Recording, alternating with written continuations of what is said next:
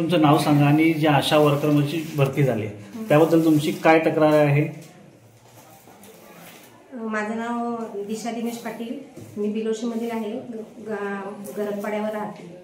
आणि जे आशा वर्कर म्हणून मी 1 वर्ष मी त्याच्यासाठी जर धडपडते की मी त्याच्यात काम करणार आहे आणि व्यवस्थितपणे काम करणार आहे आणि मला ते कामाची गरज आहे, मी काम करण्यास इच्छुक आहे, तर ते पाड्यामधून मी काम करण्यास तयार आहे.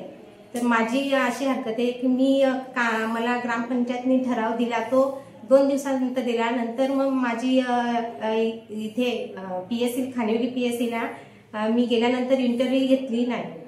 मी वाड्याला गेली, वाड्याशी शेरवी मॅडमला भेटली. शेरवी मॅडम बोलल्या मला की तुम्ही इथे जा, BDO साहेबांना भेटा. मी BDO साहेबांपर्यंत गेली. BDO साहेबांनी सांगितलं त्यांची इंटरव्ह्यू घ्या आणि त्यांना इंटरव्ह्यू घेऊन ज्या सिलेक्ट होतील तर त्यांना घ्या, ज्यांचं शिक्षण जास्त असेल तसे त्यानुसार तुम्ही घेऊ शकता. हो, मी कोविड काळामध्ये कोरोनामध्ये काम केलेलं आहे. अन्याय झालाय त्या संदर्भात तुम्ही काय सांगाल? नाही, मी आता ज्या निवडल्यात आशा वर्कर म्हणून त्या कधी निवडल्या ते आम्हाला माहितीच नाही. कारण जेव्हा मी शेरवी मॅडमला भेटली त्या बोलल्या आम्ही आरोग्य समितीला अर्ज टाकलाय, तो आल्यानंतर आम्ही तुम्हाला तसं कळू, तसं ते आम्हाला कळवलंच नाही. कोविड काळामध्ये करोना योद्धा म्हणून त्यांना सन्मानित करण्यात आले. त्यांनी कोरोना काळामध्ये काम केलेलं आहे. आशा वर्करचं काम ज्या पद्धतीला असं पाहिजे ते काम केलेलं आहे, मदत केलेली आहे. अशा या ठिकाणी आहेत. बघू शकता हे नाव दिशा दिनेश पाटील आणि त्यांची परिस्थिती सुद्धा पाहताना तर तुमची मुलाखत घेतलीच नाही.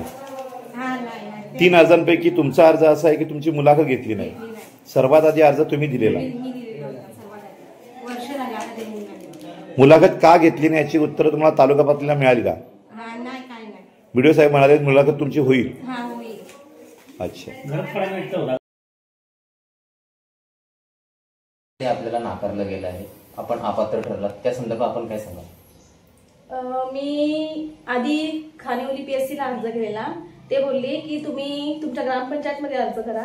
इथे अर्ज करून मी ठरावासाठी 6 ते 7 फेऱ्या मारल्या. जेव्हा जेव्हा ग्रामसभेचा ठराव यायचा, आज ग्रामसभा होईल, उद्या ग्रामसभा होईल असं तर यायचं, तर ते बोलतात की ग्रामसभेला लोक कमी आहेत, ठराव मिळणार नाही. असे करता करता 5-6 महिन्यांनी घालवले.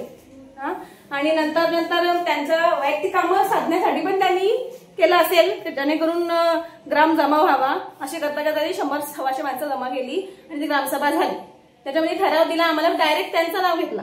पहिला अर्ज होता का दुसरा अर्ज होता माहिती नाही, पहिले त्यांचा अर्ज नाव घेतला की मला ह्यांना ठराव द्या असं. पण मी लगेच त्यांना बोलली, एकीचं नाव तुम्ही घेऊ नका, अर्ज 2 आलेत ना, पण दोघींना ठराव मिळावा.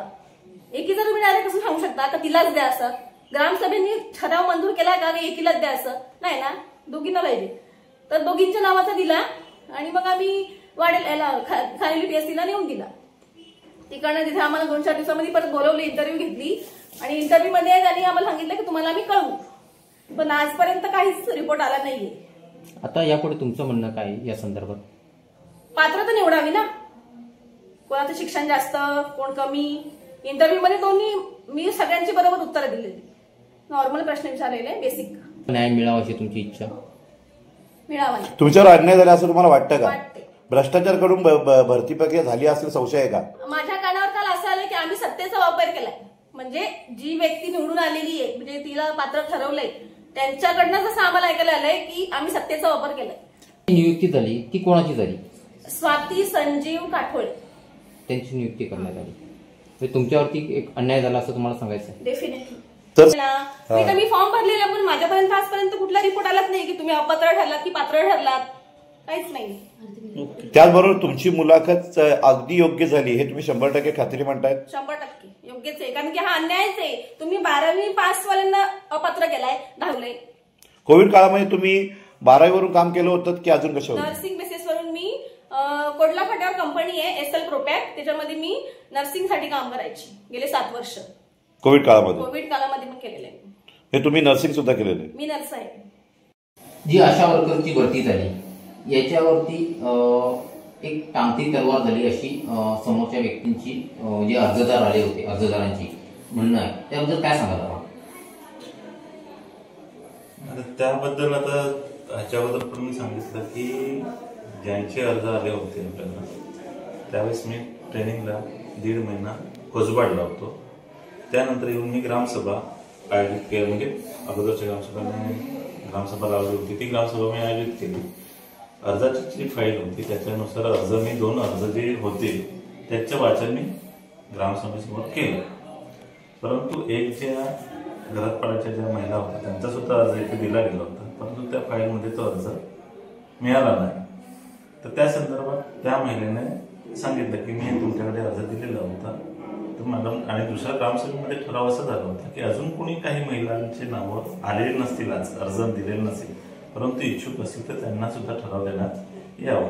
त्या अनुषंगाने आपण त्या महिलेला सुद्धा ठराव दिला आणि त्या ज्या नोंद झालेलं होतं त्यांनाही दिलं. त्यानुसार डॉक्टर वैद्यकीय अधिकारी आहेत त्यांनी त्या 2 लोकांच्याच मुलाखत घेतल्या आणि या महिलेची मुलाखत घेतली नाही.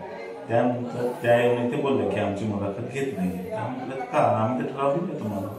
त्यानंतर आम्ही आणि उपसरपंच मॅडम त्यांना जाऊन रिक्वेस्ट केली की मॅडम असं आहे, परंतु ग्रामपंचायतच्या काही माझ्या जरी चुकीमुळे ते थोडंसं उशिरा झालेलं आहे, पण आम्ही ठराव तर दिलेला आहे तुम्हाला, त्यांची सुद्धा मुलाखत घेण्यात यावी आणि जे काही तुमचा निकाल असेल तर तुम्ही नंतर कळवण्यात यावे. एवढा विषय आम्ही झाला होता. आणि त्यानंतर आज आम्हाला समजतं की मला म्हणजे निवड करण्यात आलेली आहे, त्या संदर्भात काय पत्र वगैरे काही दिलेलं नाही, त्याच्यामुळे काय माहिती नाही.